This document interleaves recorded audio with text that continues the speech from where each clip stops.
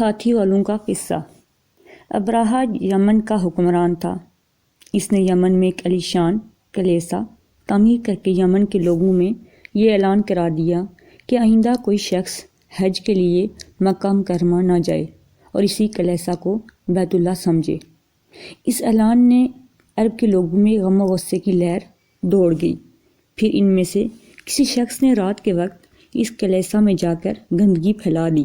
ابراہا کو یہ جب معلوم ہوا تو اس نے ایک بڑا لشکر تیار کر کے مکہ مکرمہ کا رخ کیا۔ راستے میں عرب کے کئی قبیلوں نے اسے روکنے کی کوشش کی، لیکن ابراہا کے لشکر کے ہاتھوں انہیں شکست ہوئی۔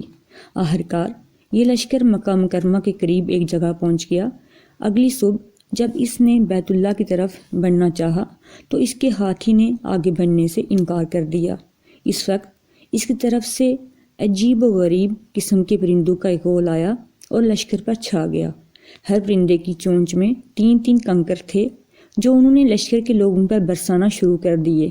ان کنکروں نے لشکر کے لوگوں کے جسموں کو چیر کر رکھ دیا۔ یہ عذاب دیکھ کر سارے ہاتھی بھاگ کھڑے ہوئے۔ لشکر کے سپاہیوں میں سے کچھ وہیں ہلاک ہو گئے اور کچھ جو بھاگ نکلے وہ راستے میں مر گئے۔ ابراہا کے جسم میں ایسا زہر سرایت کر گیا کہ اس کا ایک جوڑ گل سڑ کر گرنے لگا۔ اسی حالت میں اسے یمن لایا گیا۔ وہاں اس کے سارے بدن سے خون بہہ بہہ کر ختم ہو گیا۔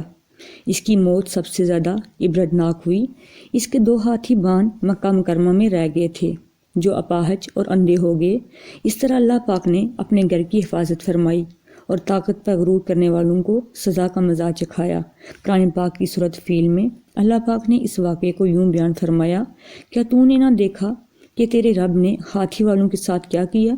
کیا ان کے مکر کو بیکار نہ کر دیا اور ان پر پرندوں کے جھنڈ بھیج دیے جو انہیں مٹی اور پتھر کی کنکریاں مار رہے تھے، پس انہیں کھائے ہوئے بھوسے کی طرف کر دیا۔